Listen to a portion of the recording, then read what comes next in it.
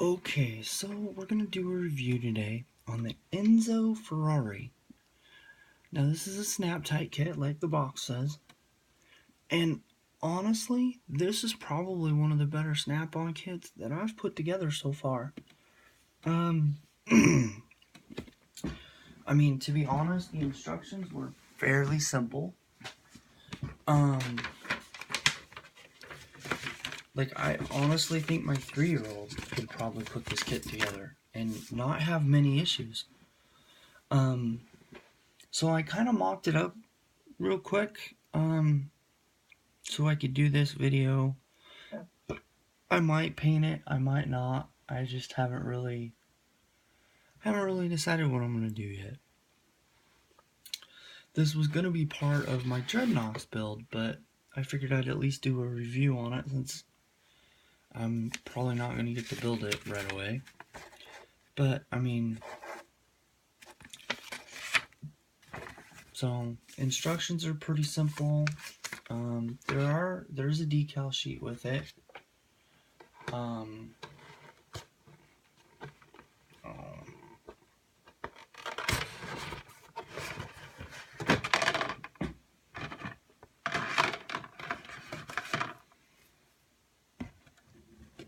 Or I guess these aren't decals, these are stickers, but it's still the same thing. But they just go on a couple engine parts and a couple other things.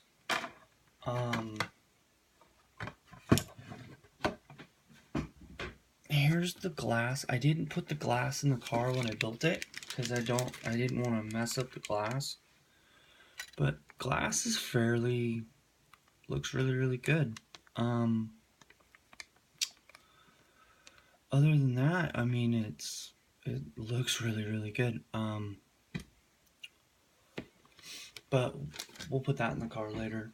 Some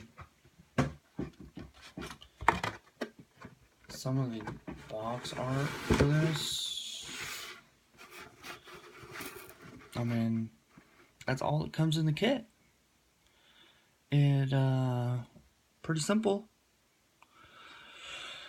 But when putting it together, there's a couple of issues that you might want to pay attention to. Okay. So one, the body's kind of particular on how it goes on the body, or yeah, it goes on the frame, and this whole seating thing, I might have to glue it down. But the big problem with this kit is this dashboard right here, and you'll see here in a second. I mean, it is flimsy. This is probably the only piece that I will have to glue, that I would even think about gluing right now. I mean, that's how it's supposed to sit in there, but even with no glue, I mean it's moving around pretty good. So yeah, I mean, well, it was doing it yesterday when I was trying to put the body on, but I mean, so, and then there's not much detail on the bottom. So when I take this apart, I'll probably leave the chrome wheels, and there's a little black piece that highlights this exhaust or flow pattern or whatever you want to call it.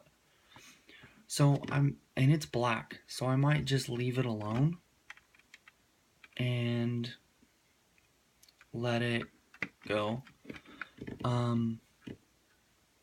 These exhausts I might just drill out.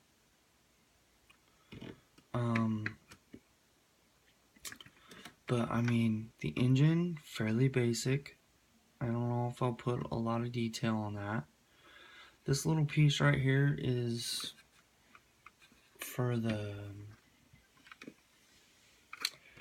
little piece right here is for the, I guess you call it an air box, I think. And there's 2 of them, so, and it's propped up right behind here on each side, so these things, if I pop them off, they're going to be kind of finicky. But the glass actually goes in first before this piece, so. And then you have this black, I guess you'd call it grill inside of here. Yeah.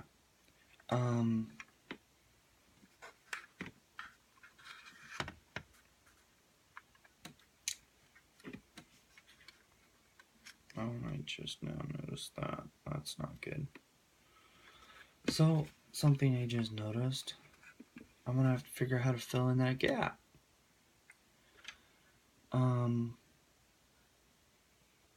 But to be honest, I think the windshield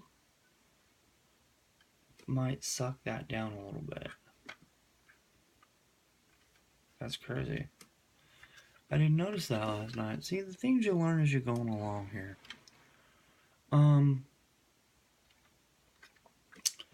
But to be honest, I mean, it rolls. Kit, really good, really simple. Oh, these